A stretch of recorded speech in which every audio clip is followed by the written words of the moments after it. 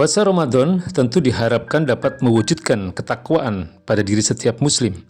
Sebagaimana firman Allah Subhanahu wa taala, "Ya ayyuhalladzina amanu kutiba alaikumusiyam kama kutiba alal ladzina min qablikum la'allakum tattaqun." Wahai orang-orang yang beriman, diwajibkan atas kalian berpuasa sebagaimana puasa itu telah diwajibkan atas orang-orang sebelum kalian agar kalian bertakwa. Quran Surat Al-Baqarah ayat 183. Menurut Syekh Abu Bakar Al-Jazairi, frase agar kalian bertakwa dalam ayat di atas bermakna agar dengan saum itu Allah Subhanahu wa taala mempersiapkan kalian untuk bisa menjalankan semua perintahnya dan menjauhi semua larangannya. Jika buah dari puasa adalah takwa, tentu idealnya kaum muslim menjadi orang-orang yang taat kepada Allah Subhanahu wa taala tidak hanya pada bulan Ramadan saja, juga tidak hanya dalam tataran ritual dan individual semata. Ketakwaan kaum muslim sejatinya terlihat juga di luar bulan Ramadan sepanjang tahun, juga dalam seluruh tataran kehidupan mereka. Allah Subhanahu wa taala berfirman, Alif Lam Mim, Dzalikal kitabu la raiba fihi hudal lil muttaqin. Alif Lam Mim, kitab Al-Quran ini tidak ada keraguan di dalamnya, sebagai petunjuk bagi orang-orang yang bertakwa. Quran Surat Al-Baqarah ayat 1 dan 2. Saat menafsirkan ayat ini, Imam Al-As-Sabuni mengutip antara lain pernyataan Imam Al-Hasan Al-Basri, bahwa orang-orang bertakwa adalah mereka yang takut terhadap apa saja yang telah Allah Subhanahu wa taala larang atas diri mereka dan menunaikan apa saja yang telah Allah Subhanahu wa taala wajibkan atas diri mereka. Adapun menurut Imam Ibnu Jarir At-Tabari mengutip pernyataan Ibnu Abbas radhiyallahu anhu bahwa orang-orang yang bertakwa adalah mereka yang takut menyekutukan Allah Subhanahu wa taala dan mengamalkan apa saja yang telah Allah Subhanahu wa taala wajibkan atas mereka.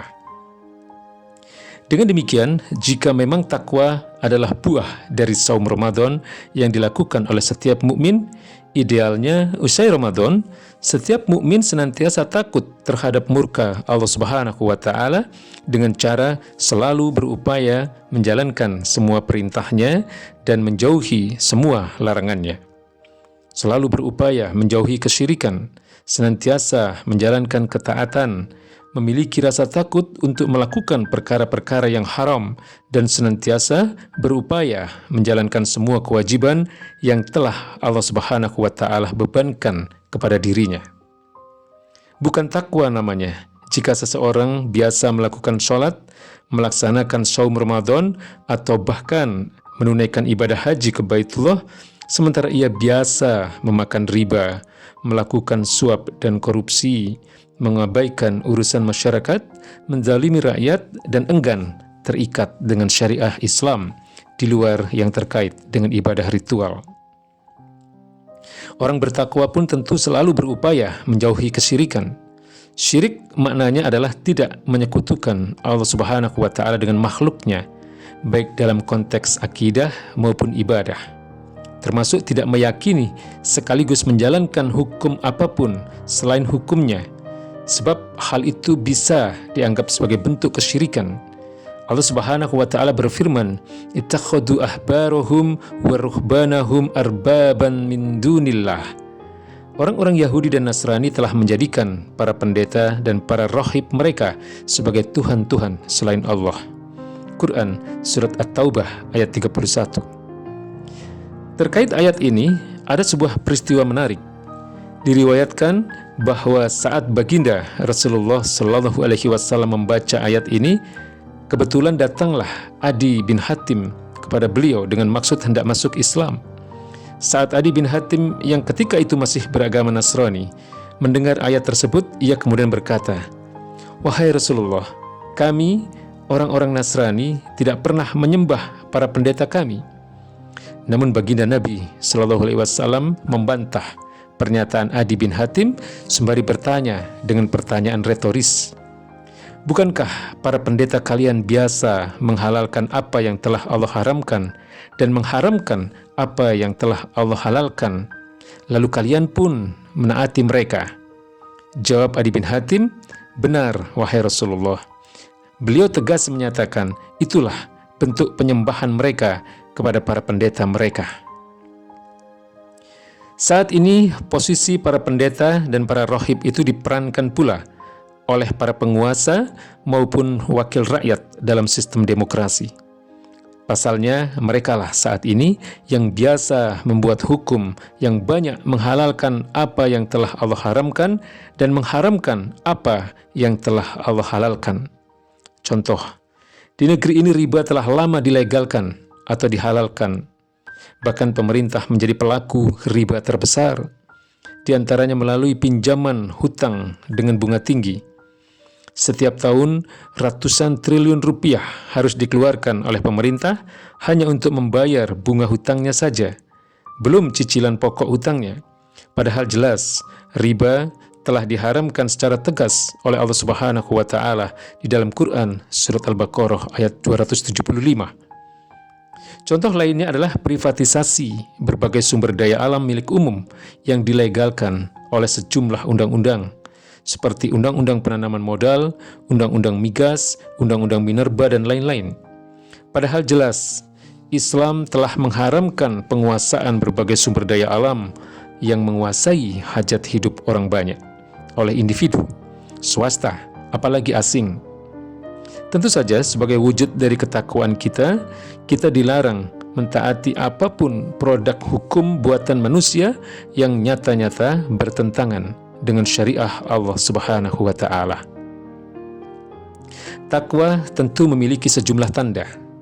Imam Al-Hasan berkata, orang bertakwa memiliki sejumlah tanda yang dapat diketahui, yakni jujur, benar dalam berbicara, senantiasa menunaikan amanah, selalu memenuhi janji, rendah hati dan tidak sombong, senantiasa memelihara silaturahmi, selalu menyayangi orang-orang yang lemah atau miskin, memelihara diri dari kaum wanita, berakhlak baik, memiliki ilmu yang luas, senantiasa bertakarub kepada Allah Subhanahu wa Ta'ala. Terkait takwa pula, Zubair bin Awam pernah menulis surat yang berisi nasihat untuk dirinya sendiri. Dalam surat itu dinyatakan, amma ba'du, sesungguhnya orang bertakwa itu memiliki sejumlah tanda yang diketahui oleh orang lain maupun dirinya sendiri, yakni sabar dalam menanggung derita, ridho terhadap qada, mensyukuri nikmat, dan merendahkan diri atau tunduk di hadapan hukum-hukum Al-Quran. Takwa tentu harus selalu ada pada diri seorang muslim kapan saja, di mana saja, dan dalam keadaan bagaimanapun. Rasulullah SAW pernah bersabda, ittaqillah haitsuma kunta. Bertakwalah engkau dalam segala keadaanmu. Hadis riwayat Tirmizi dan Ahmad. Frase haitsuma kunta maksudnya adalah dalam keadaan lapang atau sempit, senang atau susah, riang gembira atau saat tertimpa bencana. Frase haitsuma kunta juga bermakna dimanapun berada, baik saat manusia melihat Anda ataupun saat mereka tidak melihat Anda. Namun, jujur harus kita akui, masih banyak di antara kita yang takwanya setengah-setengah. Saat di masjid, di majelis ta'lim, atau di majelis dzikir, mereka bertakwa. Saat Ramadan dan ibadah haji, mereka bertakwa. Di luar itu mereka jauh dari ketakwaan kepada Allah Subhanahu wa Ta'ala.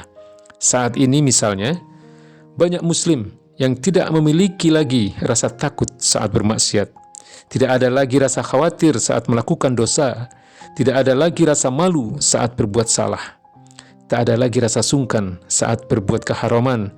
Tidak lagi merasa risih saat berkorupsi. Tidak lagi ragu saat menipu. Tak lagi merasa berat saat mengumbar aurat. Tak lagi merasa berdosa saat berzina.